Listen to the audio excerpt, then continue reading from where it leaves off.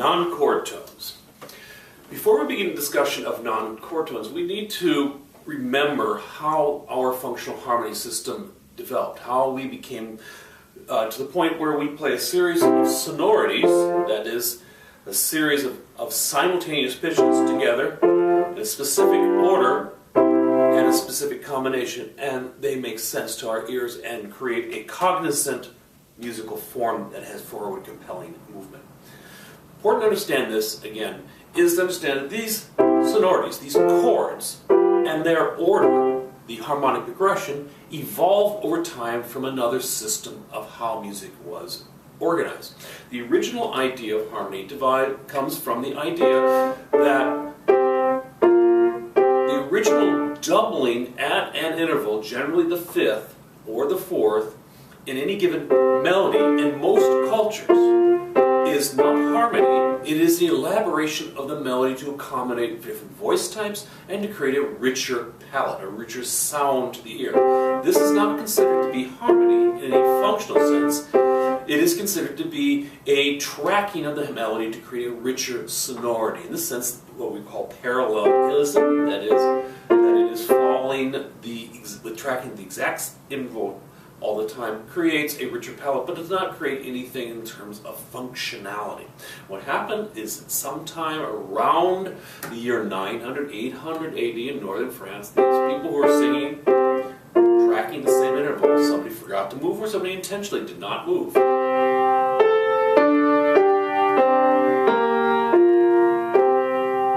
And two melodies were heard in dance of each other. This idea was referred to the two melodies playing together is referred to as counterpoint. Counterpoint works by the changing of intervals, not the same intervals as we move, and their resolution, that is their movement, from intervals which are considered more dissonant, that is more active, to ones that are less active or consonants. The movement from dissonance to consonance create a forward movement. Now, from the period of about 800 to about 1600, this was the system how people thought, and no one thought any differently in this way at all. They thought they heard two separate melodies, eventually three separate melodies, eventually four separate melodies, even five multiple melodies. And this was the system of modal counterpoint. It was organized. This is how the people thought. Now, what happened over that time also is that certain consonants, structures, became to be consistently evident as resting points where we had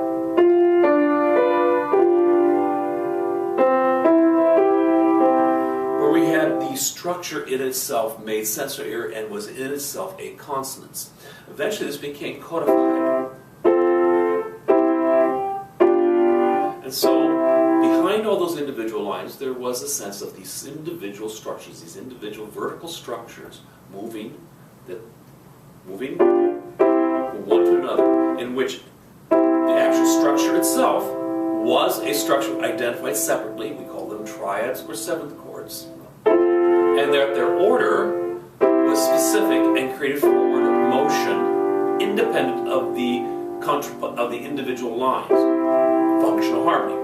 Now, these two systems exist in the ear of the modern world simultaneously. When we talk about harmony, we are talking about these individual structures that are moving one to another, that are structures, triads and seventh chords, moving one to another. But simultaneously, we're talking about the individual lines in there. That in a triad, there are three lines, and one line moves up,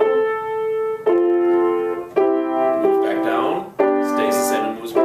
Another line here moves up, moves down, and so forth. And the individual lines have their own movement. There is voice leading. There are still individual voices in any triad or seventh chord. Three or four voices we hear very clearly. So, when we speak about harmony, we are describing this movement from cognizant structure to cognizant structure. In our system, that is not foreground material. That is the result of the foreground material, which is these individual melodies. That is the background material. It is the architecture which holds up the entire composition. So when we think about harmony, Functional harmony, we should be thinking of it as the architecture. As the architecture, the strong points of any given composition, which are making it move forward in logical succession, but are only the architecture. They're not what is entrancing to our eyes. What is entrancing to our ears is the melody. And what is interesting about that is the dance of individual melodies. So a part of that then is understanding that at times, in any given composition, there are parts of those melodies which reflect those chords. And there are times when they are not reflected.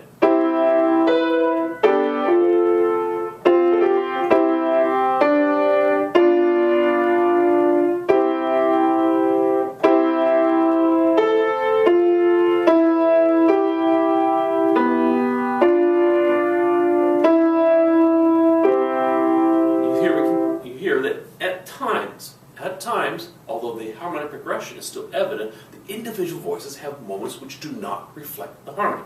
We refer to these, when we are speaking in terms of harmony, we refer to these as non-chord tones. When we are referring to this in terms of how music was originally thought, in terms of counterpoint, we discuss this in terms of consonant and dissonant intervals.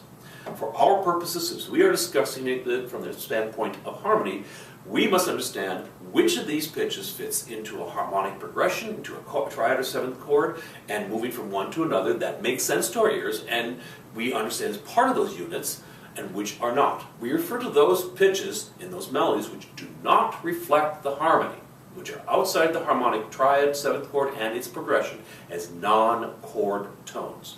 Now, in any given piece, we can have, any given composition, we can have movement in voices that give an individual voice, individual melody to each voice, without necessarily having anything other than chord tones. For example, I have this simple progression.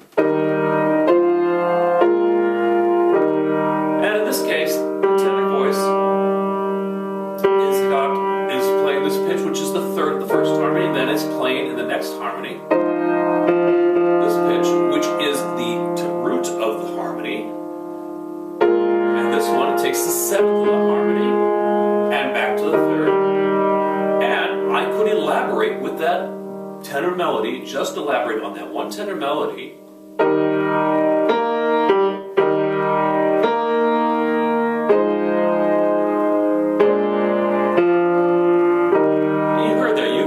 Individual tenor voice sticking out a bit because it's moving, nothing else is moving at that point. And it is performing, in that sense, a melody, a counter melody. But we aren't hearing anything in there that is surprising to our ear, that is anything outside of the pitches, because all the pitches to which the tenor melody move are contained in the harmonies that are expressed at that moment.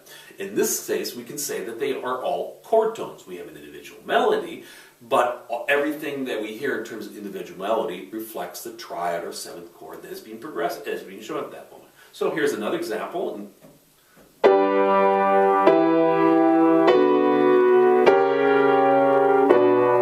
And here we have a simple progression. Again, we can understand that it makes sense to ears.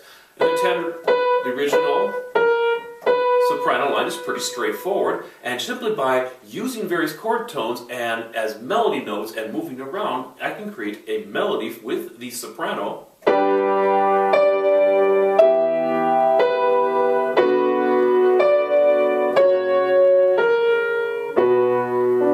And we can hear that we have a melody, but we have no new information. All the pitches that are being presented are presented in the harmony. It's a nice little tenor voice as well. Excuse me. And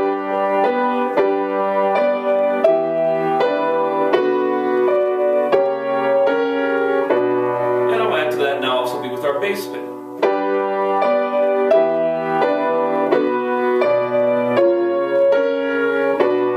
And you can hear, now we have individual melodies for those four parts. We have individual melodies, but we are getting no other pitches that are already expressed in the harmony. This is seldom true in music. This is seldom true that we can see we have only pitches in the harmony. Instead, we often have connecting pitches, pitches that create a moment away from the harmony that is either it is neither part of that harmony nor necessarily part of the nexus harmony at all, something that stands in between. In terms of counterpoint, we refer to this as a dissonant moment to the harmony. In terms of harmony, we will refer to this as a non-chord tone. It belongs not to the chord, it is not a tone within our root, third, fifth, or seventh of a chord, and it is outside of that, and so it is not necessarily a part of anything else. It is simply a moment of melody, and we refer to those as non-chord tones. Listen to this progression right here. Now listen to the bass here.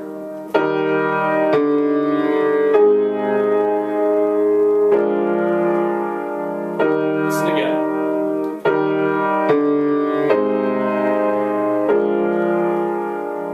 You heard there. You heard the bass line descend as an individual voice. And that pitch in the middle there did not belong to our original harmony. Nor does it belong necessarily to this one, does it? Instead, it is in between. This is a non-chord tone. It belongs neither to one harmony nor to another, or at least not to the harmony that is being expressed at that moment. And instead, it is a moment of dissonance against that harmony. Now listen again, the same progression. Now listen to the soprano this time.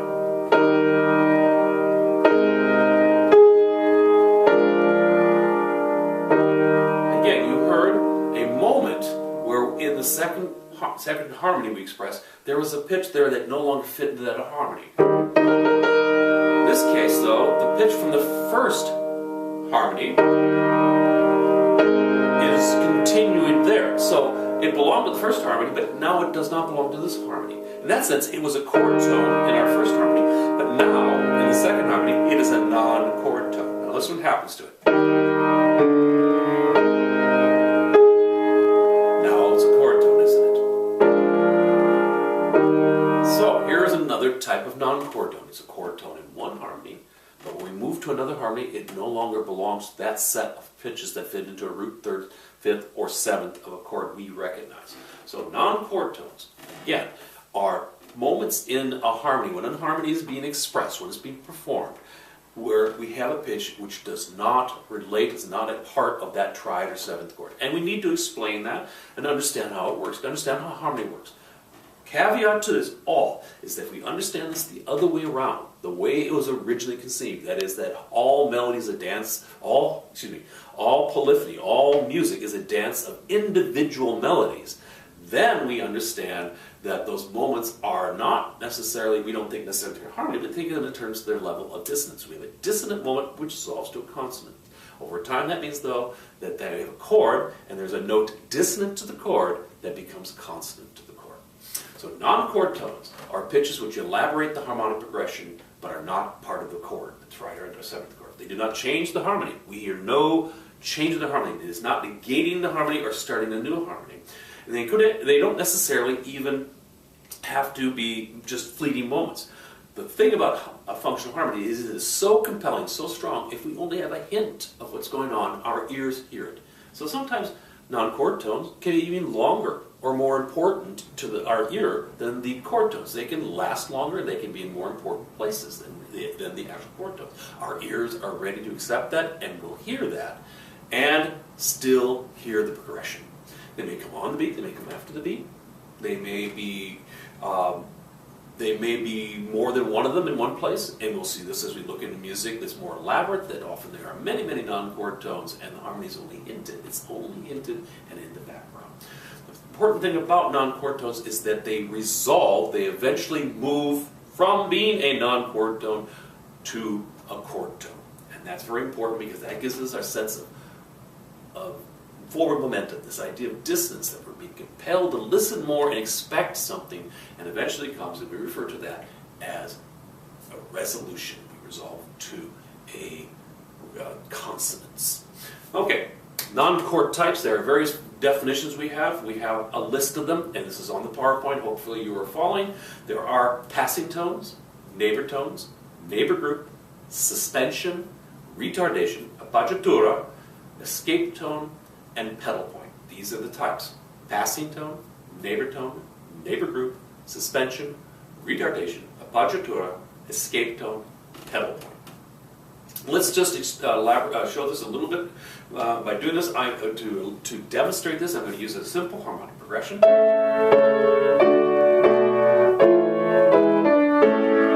Okay, and again, if you're following in the PowerPoint, you see we're in the key of A. And we move from tonic to an inversion tonic, subdominant to supertonic, 7th, and then a cadentia 6/4, that is a tonic for the 6th, and second inversion, moving into a dominant. Now here is the case where in time, we're hearing the unfolding of the harmony. A dominant becomes a dominant 7th in the alto voice, to tonic. A passing tone passes between two chord tones and fills in the gap. Take, for example, if you turn to the next page, we have our first harmony and our second harmony. And you see that in the soprano line, that is a D that moves to a B. And in the example, we have a C sharp that fills in the middle. It passes from one chord tone to another, filling in the gap of a third. Traditionally or typically, a passing tone fills in the gap of a third, ascending or descending between two chord tones. Chord tone, non-chord tone, chord tone. Now this can happen also either between the beat, or as a weak beat, or on the beat. For example, take the next example directly across that. Here's our first chord, a tonic in first version, moving to a tonic in second version. And in the bass, we fill that at that third, and we fill in the gap tone. However, instead of coming on the weak beat, it comes directly on the beat. And we all can hear, one, how much tension that causes. How interesting, because we're waiting for that resolution to a consonant or a chord tone, but also that having it on the beat does not negate the sense of the harmony. We still know the harmony as soon as it unfolds, as soon as it resolves from a dissonance to a consonant. The passing tones can also be chromatic. For example, in the example on the left-hand side lower, here we are in the key of C minor, supertonic moving to a dominant. In the alto voice, we have an F moving to a G, and of course there's a half step right there. We fill it in with a passing tone, a chromatic passing tone. So we can do that with we can see how we can take our progression.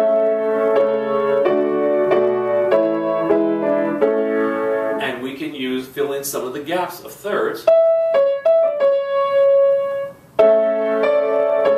I fill that in? Now, the next measure, I'm doing the same thing in the bass. Now, this is our third measure, and note, this looks like a passing tone, doesn't it? Because it goes E, D, C sharp in the alto voice.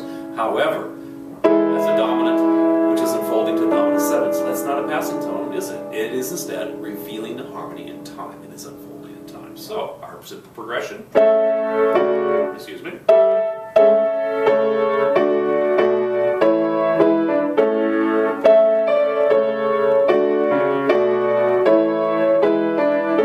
and we start to hear the individual voices at that point. We mark this in the score by circling the non-chord tone and writing what type of non-chord tone it is. In this case, you would circle the pitch. Middle pitch, you'd circle it, and you'd write PT for passing tone above it. Again, as I said before, sometimes these passing tones can be quite elaborate and dominate the texture. They can be more the melody than the actual harmony.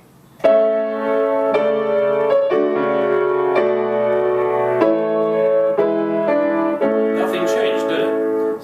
Now these non-chord tones came on the beat.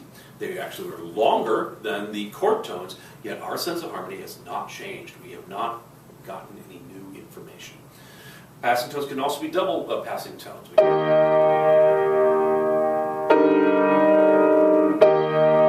me. There we go.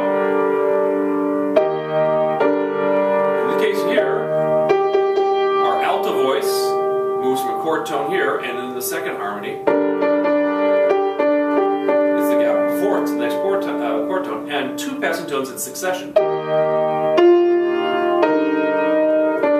in the gap. Same thing in the bass line.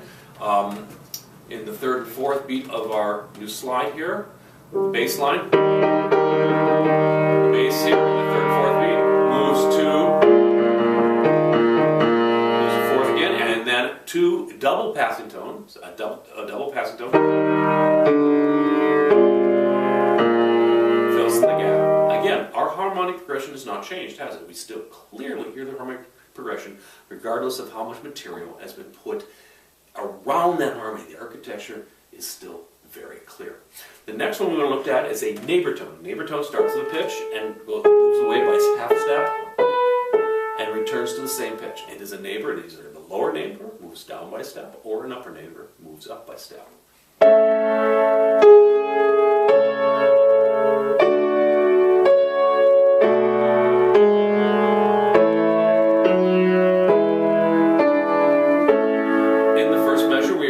Tonic to another tonic, so that our neighbor tone, our alto melody moves from the root of our tonic to a neighbor tone and back to the root of our tonic. Now in the next measure, in the soprano is a D, which is the root of our subdominant, moving to a C sharp and then moving back, but this time when it moves back to the D is the third of our supertonic harmony. So, a neighbor tone moves back to the same pitch, but it may have a different function. It may be functioning differently in the next harmony. Here's our progression. Here are the individual voices with just neighbor tones.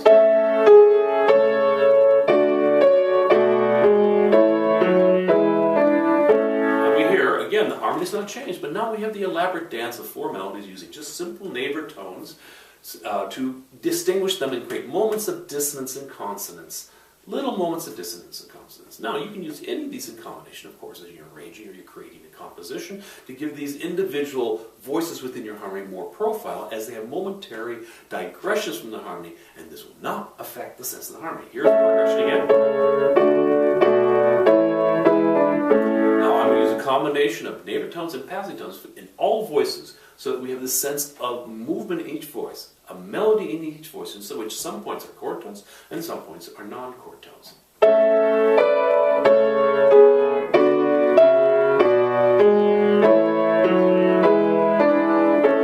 we can hear the texture is much richer because we're hearing the dance of four melodies, one with each other.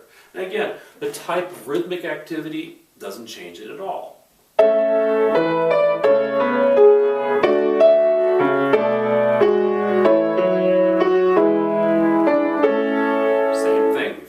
Same progression. It's not obscured. It's always there. Our ears wisely pick it up, but now it is behind. It receded into the background, and what is in the foreground is the dance of these four melodies. Next non-chord tone is the neighbor group, marked NGR in the score. By the way, I forgot to say, neighbor tones are marked with the circle of the neighbor tone and an NT above it. Neighbor groups marked with NGR, circling into two pitches, which are not chord tones. In this case, it is both our upper neighbor, the neighbor a half step above, and our lower neighbor, the neighbor a half step below, with nothing in between. Returning to the same pitch. Here's our progression. With each voice now having a shot at having some neighbor tones.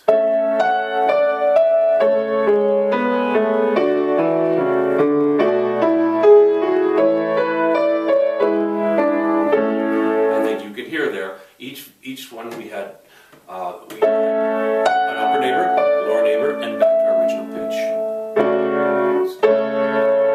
Chord tone, non-chord tone, non-chord tone, non-chord tone, upper neighbor, lower neighbor,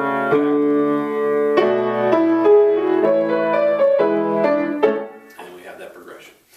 And again, the combination of all these techniques can give us quite an elaborate texture, quite an elaborate dance of four different voices. But our harmonic progression never changes. So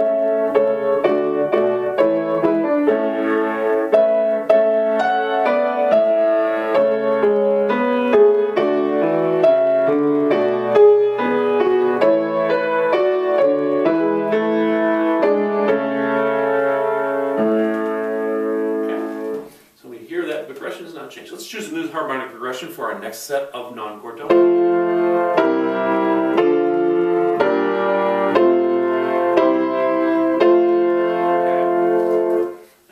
tone, and we introduce now some chord tones, which are actually not new pitches. They are actually pitches borrowed from other harmonies that are being presented before or after the harmony exists. For example, a suspension. A suspension is where I hold a pitch which is a chord tone in one harmony, but I change harmonies and retain that pitch. I retain that pitch, now it becomes a non-chord tone, and it becomes a dissonance to the harmony and must resolve. A suspension is a pitch from one harmony as a chord tone, becomes a non-chord in our new harmony, and resolves by step down. Everybody hear that? Now listen to the soprano voice.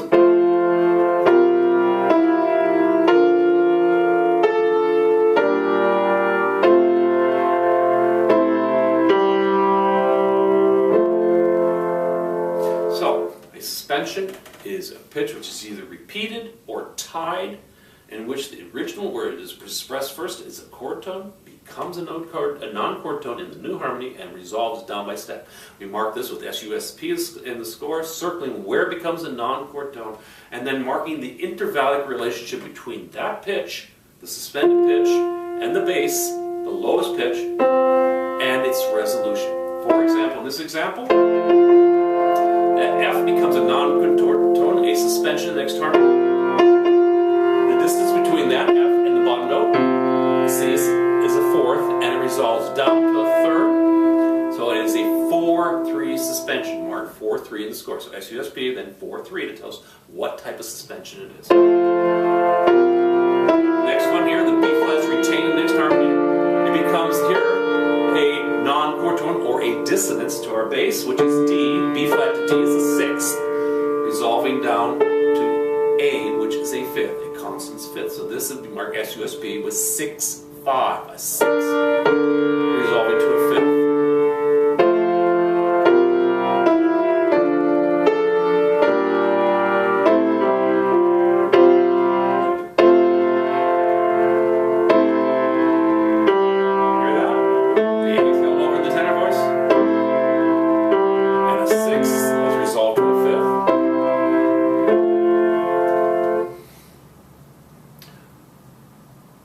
The next would be a retardation, which is the opposite direction. Same idea though, that a pitch which is a chord tone in our new harmony is no longer a chord tone, now it is a dissonance, and instead of resolving down, it resolves up. We mark this RET, circling again, the pitch where when it becomes a dissonance, when it becomes a non-chord tone. Resolves up to F. The F in the tenor voice resolves up. And now here the tenor and the alto have that pitch that is held over into our next harmony, creating a moment of dissonance to non-chord tones which resolve. And double retards and double suspensions are very common in tonal music. Again, we have other examples we can use. One then would be where instead of retaining pitch, we introduce it too early. And anticipation.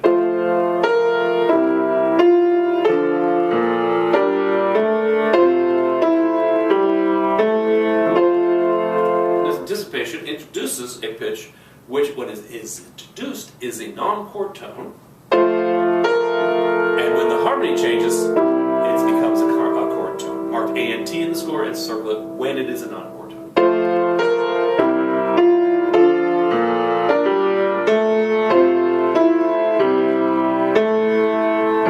You can hear that. It introduces it too early. The ear is waiting for the harmony to resolve. Instead of waiting for the pitch to resolve, we wait for the harmony to resolve. Again, the combination of those, anticipations, suspensions, and retardations, can give us kind of an interesting texture.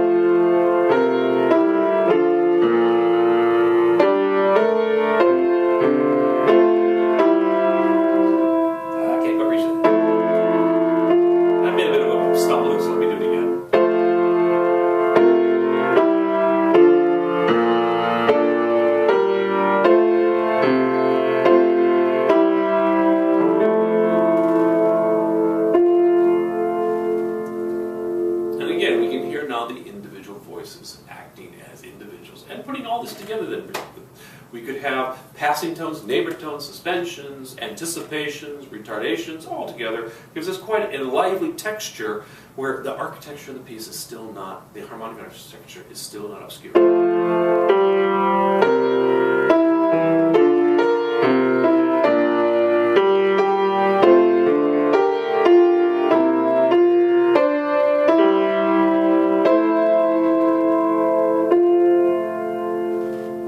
Change, but we have all this elaborate dance around the harmony. It stays in the background. Now, a couple others come into a couple of non-chord tones come into the repertoire a little bit later in our musical culture. One is the appoggiatura, where I have a chord, I leap away to a non-chord tone, and I resolve to a chord tone by step, generally in the opposite direction.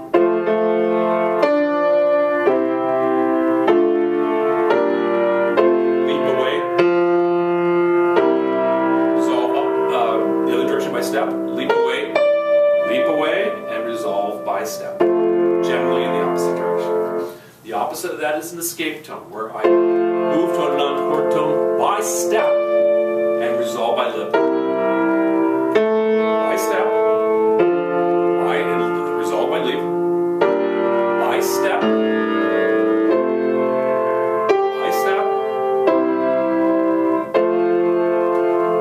appoggiatura is marked APP in the score, circle a non-chord tone, escape tone ET. They are the opposites.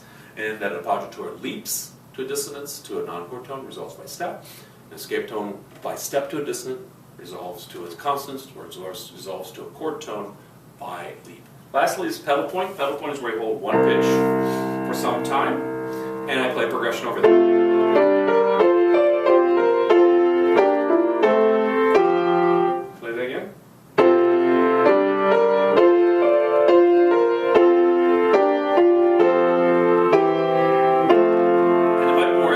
Piano, if I repeat it, pedal point comes from thinking in different terms of an organ, where the organ simply holds that entire pitch the entire. You